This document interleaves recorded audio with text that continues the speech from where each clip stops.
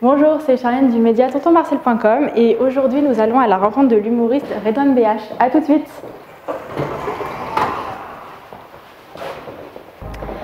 Bonjour Redouane, comment vas-tu? Ça va et toi? Bah écoute, ça va très bien. Je suis très contente de te recevoir aujourd'hui. Enfin, tu nous reçois un peu dans ta ville, donc c'est vraiment un plaisir pour moi. C'est plaisir et pour moi.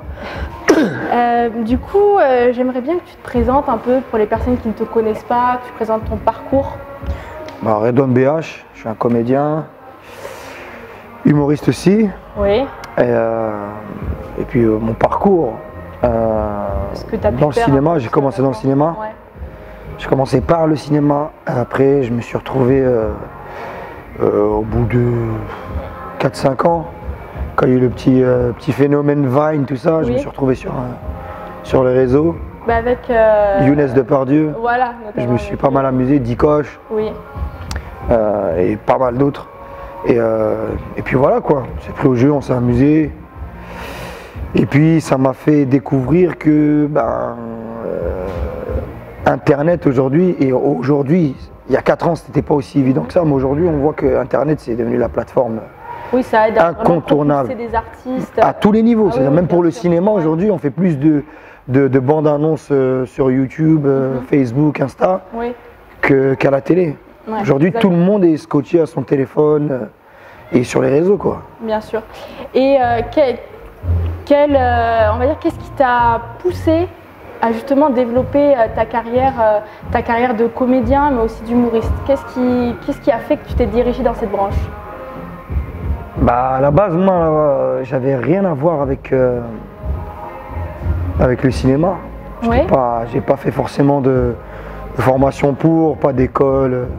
Mais justement, en plus, en parlant de pas de formation, pas d'école, avant les anciens humoristes, ils prenaient beaucoup quand même de cours, c'était souvent dans des conservatoires, c'était souvent comme ça qu'ils se faisaient repérer. Et maintenant, on va dire. Mais ça l'est toujours. Oui, toujours, mais on va dire il y a aussi les jeunes des quartiers qui arrivent à se faire une place dans le milieu humoristique. Ouais, après, comme je t'ai dit, ça c'est grâce à Internet. Ouais. On va pas se mentir, et après, ça reste toujours ça. Il faut toujours privilégier l'école des écoles d'art dramatique, les cours de théâtre, peu importe. Des cours de J'en ai suivi, mais j'en ai suivi après coup. Et j'ai pas suivi forcément une masterclass ou les cours Florent. D'accord, ouais. Non, j'ai été avec Bernard Sinclair qui est plus de ce monde, avec qui j'ai travaillé une pièce de théâtre. Oui. Je l'ai travaillé pendant un an et demi. Et il m'a appris tellement de choses. Lui à la base c'est un mec qui vient de l'opéra, c'est un chanteur lyrique, tu vois. Et il m'a appris trop de choses. Ouais, pour moi ça a été, c'est ce qu'il me fallait parce que à la base c'est un docteur lui en plus, c'est un docteur, c'est un neurologue, donc tout ce qui est souffle, inspiration, il avait une philosophie aussi de la vie, du jeu en soi qui était très très très particulière et pour ma part intéressante. Et donc c'est la seule formation entre guillemets que j'ai pu avoir. Sinon c'est sur le tard que j'ai appris pendant les tournages de films. Force de pratiquer. Ouais, voilà. Ouais. Et après, pour revenir à ce que tu disais par rapport à nous, les jeunes banlieusards qui aujourd'hui avons la chance de pouvoir nous retrouver sur des plateaux télé, au ciné ou dans les théâtres, c'est grâce déjà une part du Comedy Club, Jamel Comedy Club. Tu t'es déjà produit Non. Mais il y en a pas mal qui sont passés par ça. Ouais. Après, il y a eu le mouvement stand-up qui s'est mis dans les cafés-théâtres. Oui. C'est pas forcément des théâtres, c'est plus des cafés, donc la porte est plus facilement ouverte. Ouais. D'ailleurs, là où on est, tu te produis aussi. Ouais. Ici, une fois par mois, on fait un plateau café-théâtre, une petite soirée où on rigole, où on prend plaisir. Il y a une centaine de personnes. Je l'ai fait déjà 2 fois c'était full. Ouais. Et comme c'est chez moi, ça me fait vraiment plaisir. Bien sûr. Là, on a Évry, ça fait. Qu'est-ce que tu veux de plus? Et d'ailleurs, tu te produis dans ta ville, donc ça veut dire que quand tu sors dans la ville, dans ton quartier, tu n'es plus tellement anonyme maintenant. Ouais, après, moi d'où je viens, il n'y a pas forcément de vedettes, de stars. J'ai jamais été ce truc-là, la vedette star. Donc, tu as monté en notoriété, tu as très bien vécu. Mes parents sont toujours là. Ta famille aussi. Mes parents, mes frères sont toujours là. D'accord. Et puis je suis très proche des miens. Nous, le succès, c'est pas grâce au succès que les gens t'aiment. Moi, d'où je viens, c'est pas comme ça. D'où je viens, on t'aime pour qui tu es et pas pour ce que tu fais, tu vois. Bien sûr. On n'a rien à foutre, hein. Tu as connu ou pas connu. Il n'y a pas de vedettes. Hein. Pour te dire, moi, d'où je viens, les vedettes, souvent, elles sont pas trop connues et c'est vraiment des vedettes. Elles font plus rire ou. On dit souvent nos vies à nous, c'est des films. Tu vois, ma vie à moi, quand je la raconte, des fois même. Avec des gens du ciné et tout, quand je parle de ma vie, ils me disent putain, tu devrais écrire un film. Ah putain, tu devrais écrire un film. Là, quand on fait du stand-up, nos spectacles, c'est nos vies. Oui, et du coup, ça te donne pas envie d'écrire un film là Je suis en cours. Ah, il y a un projet. Ouais, il y a un projet, il y en a deux, trois. Deux, trois. C'est bien, c'est bien. Et c'est en relation avec ça, avec un peu ma vie, et un peu mes délires, tu vois. D'accord. Écrire son film, c'est un peu faire ce qu'on veut. On va dire, tu as pas mal de délires, tu as plusieurs personnages que tu as créés, notamment Pichou de Castelbajac, il y en a qui connaissent d'ailleurs plus sous ce nom-là. Donc ça va être en rapport avec ça aussi. Ouais. On va pas s'éteindre dessus pour l'instant. Non, vaut pas. D'accord. Mais Pichou de Castelbajac, c'est mon souhait. Oui. Il faut qu'il voit le jour par le biais du cinéma. Oui, parce que c'est quand même parce qu'il a existé grâce à Internet. J'ai vu la dimension que ça a pris, le phénomène Ouest c'est bon, monument vivant. Mais il y a un moment où, tu vois, la transition, pour moi, je pense la meilleure transition pour ce perso, c'est le cinéma. C'est là où il va prendre vraiment de l'envergure. Et c'est là où on va pouvoir comprendre pourquoi. D'accord. Ça me tient à cœur. Mais après, tu sais, faire un film, c'est pas facile. Hein. Faire une vidéo sur Internet, c'est fastoche. Bien sûr, c'est beaucoup mais un film, c'est beaucoup de travail, beaucoup d'écriture aussi. Et après, c'est de l'argent, c'est beaucoup de temps. C'est super. Au moins, il y a des projets qui arrivent. Ouais. C'est génial. Et au niveau des humoristes, est-ce qu'il y a des humoristes qui t'inspirent quand tu montes sur scène ou quand tu penses à écrire un peu tes sketchs? Est-ce que tu t'inspires quand même de certaines personnes? Après, à la phrase bateau, propre à nous aussi les banlieusards. Hein.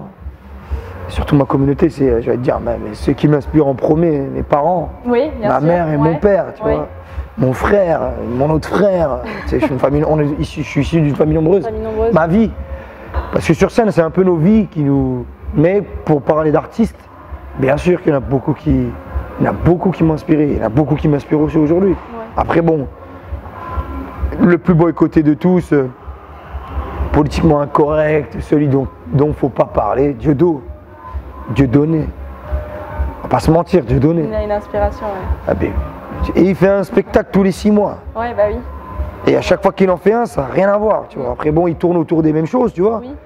Mais il a un talent, le mec. C'est toujours des vrais sujets, quoi. Il a un talent de fou.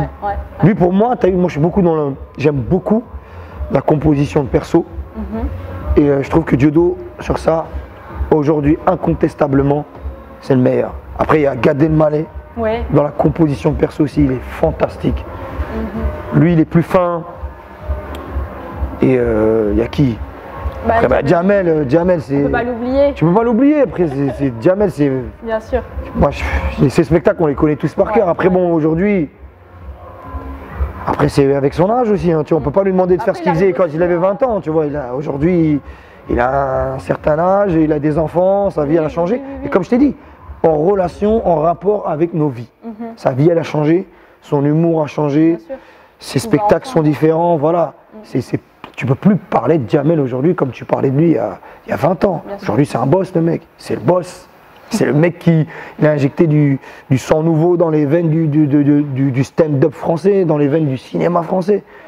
Aujourd'hui, tu regardes un peu partout, tu sais, les Alban. Younes Depardieu que j'aime beaucoup, il y en a pas mal, tu vois. Même Farid, il est passé par le Jamel Comedy Club. Oui, Farid, oui. Tu vois. Après, pour parler d'inspiration, il y a qui après beaucoup d'anciens, les inconnus, inspiration totale. Eli Kakou, inspiration totale. Coluche, inspiration totale. Et après, bon, je te parlerai des proches, de Vos. Des proches, c'est plus j'aime ce qu'il fait, mais j'arrive pas à m'en inspirer. Pour moi, je trouve on n'a pas du tout le même humour. Ouais, c'est son style. Voilà. Ils sont tous atypiques ceux-là, mais tu vois, il est très technique, tu vois. Après, il y a des Kakou, j'aime beaucoup. Lui, il m'inspire beaucoup. Dubosc.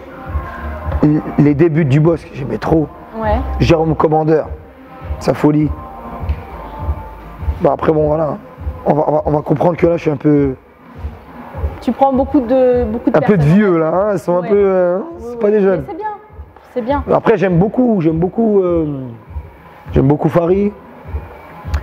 J'aime beaucoup Chouer Sami. Surtout quand il improvise. Je le trouve merveilleux. J'aime beaucoup le nouveau spectacle de Rachid Badouri. Oui. J'aime énormément. Il y a Bentala aussi. Njijol, j'aime beaucoup. Ah oui, oui. Thomas Njijol. Ouais. Fabrice Eboué. Ouais. Fabrice Eboué. Bentala.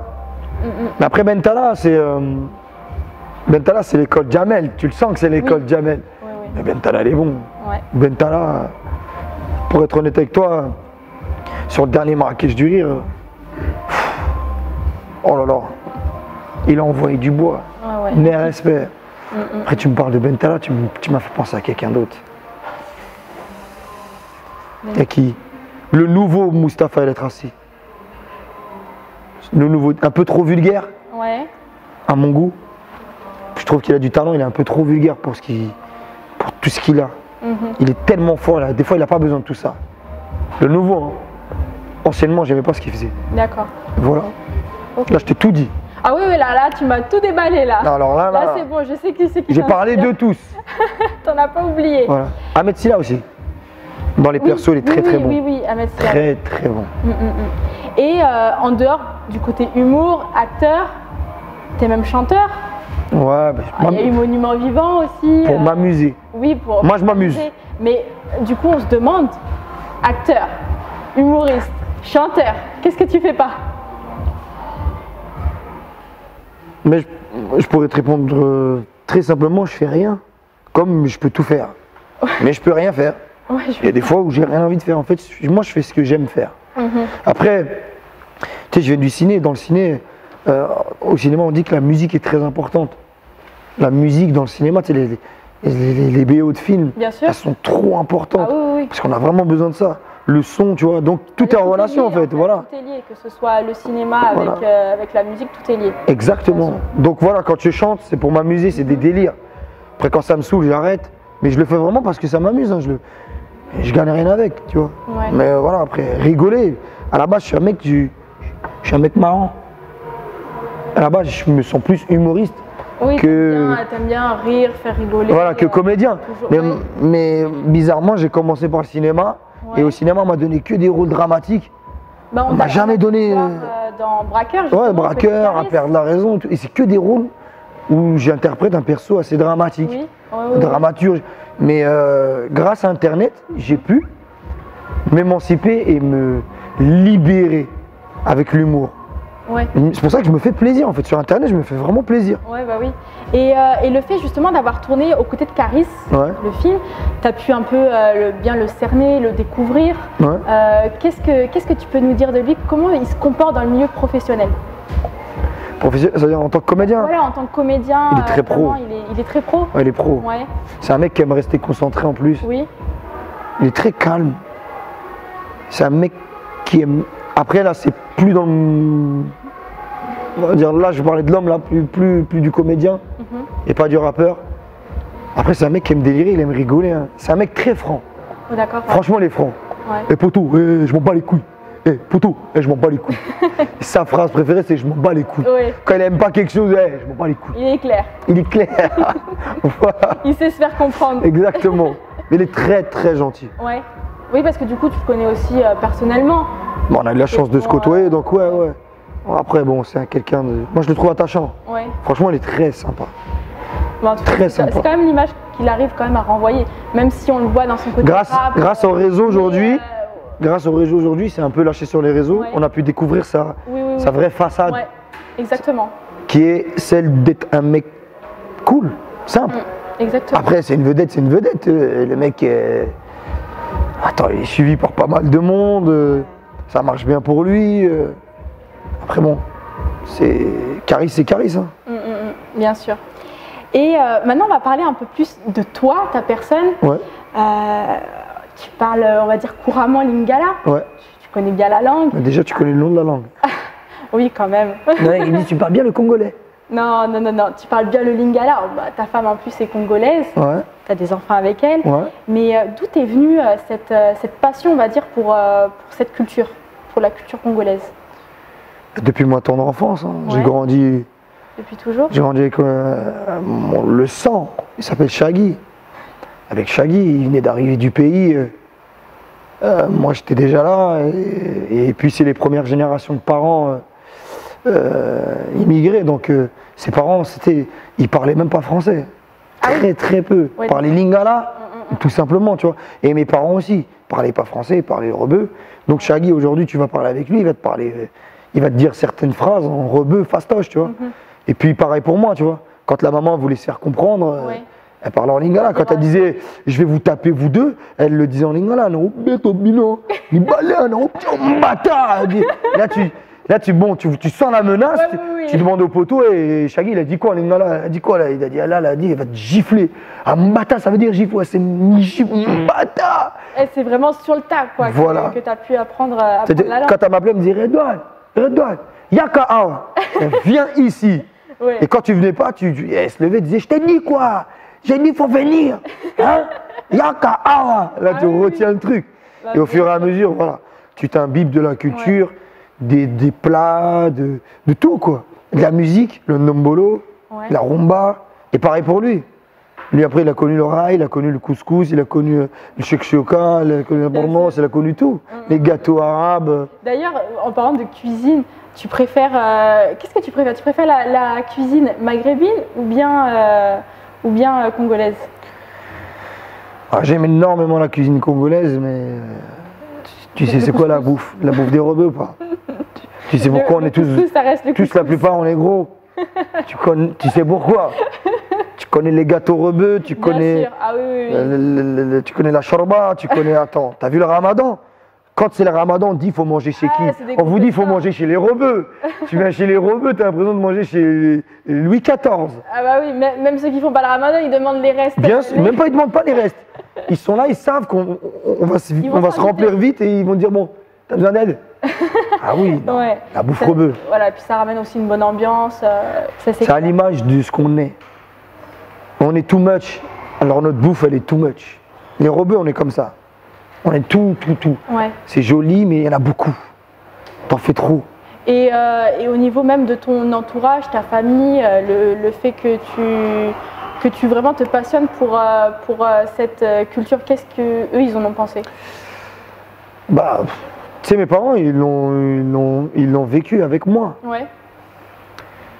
Mon père et ma mère et mes frères, tiens, même mon grand frère aussi. Mon grand frère, son meilleur pote, c'est le grand frère de mon meilleur pote Shaggy. Ouais, donc. C'est Stéphane. Tu vois, mon frère, son pote, c'était Trésor, l'autre frère de Shaggy. Ma soeur, sa pote, c'était Sandra, la soeur de Shaggy. Ouais. Tu vois? Tout est lié, quoi, même là. Ouais, parce que bizarrement, on avait les mêmes âges, tu vois. Ouais. Mon grand frère, il était en 3e avec Stéphane. Moi, j'étais en 6e avec Shaggy. Rafik, il était en 5e avec Trésor. Ma soeur, elle était en CM2 avec Sandra. Tu vois, tout se joignait. Après, mes parents, ils ont grandi avec ça. C'est-à-dire que les parents de Shaggy et les miens, on allait en colo ensemble. Donc, on faisait le trousseau ensemble. On allait à la mairie sur le parvis pour attendre le bus et partir pendant un mois. Nos parents, ils pleuraient ensemble. Et puis voilà. Et quand on recevait pas de colis de nos parents ni de courrier, moi et la famille de Shaggy, nous frères et sœurs, on était tous ensemble, on se regardait, on disait nos parents ils nous ont pas écrit. Putain. on avait les désespoirs ensemble. Ouais. On a vécu, on aime bien dire on a vécu la misère, mais faut arrêter les conneries, on n'a pas vécu de misère en France. On a vécu ce bonheur de rien avoir ensemble. C'est-à-dire qu'on a réussi, on a chanté ensemble, on a dansé ensemble. J'ai appris à danser le dombolo avec Shai, avec le zouk aussi. Et après, on s'est tous mélangés, tu vois. Pareil pour quand je fais les Antillais, quand je fais le Bourguignon. Mon voisin, c'était Damien. Son père, il parlait un peu comme ça, tu vois. Donc, c'est venu naturellement. D'ailleurs, tu as un personnage aussi. Ouais, voilà. Comme ça. Ouais. C'est pas par hasard. On va dire c'est ton quotidien qui t'a inspiré, en fait. Bien sûr. Finalement, bien sûr. Moi, j'ai toujours dit, tous ceux que j'imite, où tous ceux que sur scène je peux vanner, c'est uniquement et seulement et uniquement des gens que j'aime. Ouais. Des fois, je suis amené à côtoyer ou sur scène avoir des gens pas forcément réceptifs. Ou tu vois, la semaine dernière, exemple, j'avais une chieuse. Elle me faisait tellement chier que je ne me suis pas intéressé à elle. Ouais. J'aurais pu la vanner, la descendre, mais ça ne m'intéresse pas parce qu'elle ne m'intéressait pas. Mais ceux que j'aime, oh putain, ils m'inspirent. C'est de l'amour. Tu vois, moi, quand tu t'imites, c'est que j'aime ça. C'est-à-dire que je vais te regarder, je te kiffe et tout. Je vais regarder, je vais réussir à assimiler plein de choses, plein de traits. Des trucs qui sont propres à toi et je vais les garder en moi, je vais les développer et voilà. Je vais m'en servir contre toi et pour moi. Bah oui. Tu vois, et le bourguignon c'est ça, l'antillais c'est ça, Pichou de Castelbajac c'est ça, le rebeu. D'ailleurs, pour Pichou de Castelbajac, c'est venu d'où en fait ce surnom? Bah, Pichou déjà, c'est les seuls au monde, c'est les Congolais qui appellent Pichou Pichou. D'accord. Ce prénom, je ne sais pas d'où ils l'ont sorti, Pichou. J'ai connu une 50aine de Pichou, c'est que des Congolais. D'accord, ah ouais, non, j'étais pas. Et Pichou, après c'est très délicat, je ne peux pas expliquer comment moi je me suis approprié parce que c'était en fait une façade. C'était pour me cacher. On m'appelait Pichou, c'était pour pas qu'on sache que c'est moi. Mais ça n'avait rien à voir avec l'humour, le stand-up, c'était dans ma vie à moi, tu vois. La vie antérieure. Puis bon, c'est devenu un personnage maintenant. Et de Castelbajac, c'était en fait, c'était par rapport à Castelbajac, le couturier, tu vois. Ils ont fait venir, c'était Yamamoto et Castelbajac, ils ont fait venir des sapeurs congolais. Et j'avais pas aimé ça en fait. Ils les ont fait venir 3-4 jours, ils les ont laissés livrer à eux-mêmes. Et c'était pour les. Moi j'ai trouvé qu'ils les ont un peu ridiculisés au Palais Tokyo avec du papier toilette. Non. Et donc du coup j'ai dit bon, moi je vais faire un sapeur et ce sapeur-là il va s'appeler Pichou de Castelbajac et il va vraiment bien. C'est pour ça que mon perso Castelbajac il est jamais ridicule. Je le trouve pas ridicule. Ah moi. Non, pas du tout. Moi je le trouve tout le temps bien sapé, je le mets toujours. Je me trouve le portefeuille pour lui acheter des smokings, hein, Pichou de Castelbajac. C'est pas gratos. Que ce soit de la chaussure au chapeau. Tu vois, je fais attention, c'est un perso super soigné et c'est un perso dont je suis vraiment moi-même le premier fan. De toute façon, c'est ce qu'il faut. Pour faire correctement quelque chose, il faut toujours aimer ce qu'on fait. C'est pas faux.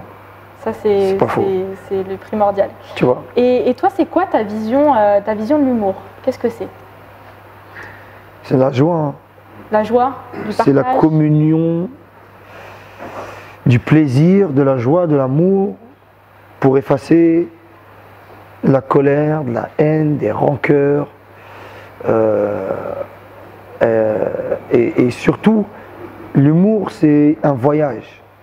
Parce que quand tu regardes bien, que ce soit nos spectacles ou même quand des fois on improvise ou nos vidéos ou même les films, on invente beaucoup, on crée beaucoup, tu vois, parce que justement on a besoin de voyager. Tu as besoin d'un support, d'une composition pour pouvoir faire transparaître tes émotions dedans et chez l'autre développer autre chose. Tu vois. Moi j'aime par le rire communiquer. C'est-à-dire que quand tu rigoles, je te sens réceptive à quelque chose. Et ce que j'ai dit, ça peut être une très grosse connerie, mais par ton rire, on va réussir à trouver des fois le juste. Tu vois, on va garder le juste, retirer le mauvais. On appelle ça, des fois dans les scénarios, on dit qu'il est à l'os. On va trouver le truc parfait pour que tu pleures de rire et que moi, je me libère. Quand on joue, crois-moi, on se libère. C'est que du bonheur. En fait. Que ce soit Pichou, Ludo, truc, je te promets, tu décharges tellement de choses, putain. Avec Ludo, j'aimerais bien développer Ludo. Encore plus que ça, parce qu'avec Ludo, je pourrais faire passer tellement de messages. Me passer des messages. Je vais faire la morale à personne. C'est tout. Ok. Alors par contre, je vais avoir une dernière question, mais c'est pas vraiment moi qui vais te la poser. C'est une question qui vient directement de tonton Marcel. Ouais. Alors, hop, je vais te la mettre. Je vais te la laisser la découvrir. Mon gars sûr. C'est le gars du terre-terre. Et c'est tonton Marcel. C'est le gars du terre-terre. Il te filme comme ça. Il te filme à 20 cm comme ça. Redouane, parle-nous de Pichou. Mais de Pichou, il fait toujours des polémiques. Mais Pichou, c'est qui lui en fait? C'est qui? Il est où? Viens, on va le niquer. Vas-y. Tiens, je te laisse mettre play. Bon, Ça, mon frère donne quoi. Bon, tu connais ton frère tonton Marcel, hein, tu sais que les questions piquantes, je suis pas là pour rigoler, mon poteau. En fait, ma question, c'est celle-là. Que penses-tu un peu de la bagarre de Caris et Booba, la famille? Parce que je sais que très bien tu connais Caris et que c'est un bon pote à toi. Donc, j'aimerais avoir ton avis. Ciao. T'as vu? T'as vu? Il est toujours là-dedans, il veut nous amener. Il y a une question bien croustillante. Caris, c'est mon ref. C'est mon ref pour de vrai. Et c'est quelqu'un que j'aime beaucoup. Donc par rapport à sa bagarre à Orly. Ouais. Bah après, je pense que c'était quelque chose qui était, je pense, inévitable. Ils se sont tellement dit de choses. Après, le connaissant lui, je sais que c'est pas un mec qui fait des choses sur des coups de tête. Mais par contre, il est, quand il s'engage à quelque chose, je crois qu'il va au bout. Et apparemment, Booba aussi. Ouais. Ils se sont croisés, ils ont fait ce qu'ils avaient à faire, ils se sont battus. Bien heureusement, il n'y a rien eu de spécial. Ils ont cassé une boutique, ils se sont engagés en plus à les rembourser, que ce soit le vol ou la casse. Il n'y avait rien de spécial, il n'y a pas eu de mort d'homme. Ouais. Ils se sont battus. Après, je pense que ce qui a juste été triste, et j'étais vraiment triste pour lui, c'est qu'il aille en prison. En plus, c'est un moment où ça marche fort pour lui. Heureusement pour lui, il a pu tout rattraper derrière et que ça n'a pas duré longtemps. Mais c'était juste, ça m'a vraiment fait chier autant pour lui que pour l'autre aussi, tu vois. Qu'ils aillent en tôle. Je pense qu'on s'est servi d'eux comme exemple. Mais après, je vais parler en mode de street. Pour moi, Caris, c'est un bonhomme. Bonhomme. Là, j'ai vu un bonhomme. Poto, tu t'es péta, bonhomme. 2-7. Zango le dozo. Là, j'ai regardé, et pour te dire, j'ai regardé toutes les vidéos sous tous les angles. Ouais. Je faisais que de regarder. C'est qui? Ah, t'étais vraiment fier. Ouais, en plus, ça m'a fait chier parce qu'il y avait son frère aussi et tout. Mais bon, ils se sont battus. Tu te dis, poto, bonhomme, c'est bon, bonhomme. Non, après, bon. Ça leur a fait le buzz, en quelque sorte. Et les épisodes au palais de justice et tout. Non, moi, et ce qui m'a vraiment fait plaisir, au-delà de tout ça, au-delà de la bagarre, au-delà de moi qui apprécie énormément Rizka, c'est le soutien des gens. Tu vois, parce que je sais qu'il y en a pas mal qui lèchent le cul, mais il faut le dire comme ça, qui lèchent le cul à Booba. J'ai rien contre Booba, hein, mais il lui lèche le cul. Booba, il dit j'aime pas lui, tout le monde déteste un tel. Et souvent on dit voilà, il arrête des carrières, Booba. Tu vois, Booba il dit je te clash, c'est fini. Ton album il se vendra plus. Et je me suis dit bon, tu vois, quand les deux c'était dans le dur, parce que tu sais, être en mandat de dépôt, se faire juger comme ça devant toute la populace et tout, je me suis dit bon merde, ils vont prendre dans la gueule le frangin. Mais bizarrement j'ai vu que limite leur bagarre, ça les a rapprochés au niveau de l'opinion publique. Ouais. C'est-à-dire comme on les a mis dans le même sac, ils se sont chiffonnés, ils se sont un peu mélangés en quelque sorte. Et les deux, tu vois, ils ont subi la même chose. C'est-à-dire qu'ils ont été en tôle, déférés avec leurs potes pour une bagarre, tu vois, pour une bagarre, putain. Ouais, ça a été loin, quoi. C'est vrai que c'est dans un aéroport avec Vigipirate à la con et tout, mais ça m'a agréablement surpris de voir que Rizka, il a été soutenu. Ça m'a fait plaisir. Et j'ai vu qu'il y a des gens qui disaient bonhomme. Rizka, bonhomme. Ils l'ont soutenu parce que c'était un bonhomme, putain. Elle était tout seule. On s'en fout. Mais en tout cas, voilà. Moi, je pense que ça reste un bon type. Et voilà, j'espère que les deux vont sortir de deux beaux albums. Et surtout mon poteau Rizka, parce que c'est mon poteau. Moi, c'est mon poteau. Rizka, Zango, 2-7. Le dosso. Oh, clic.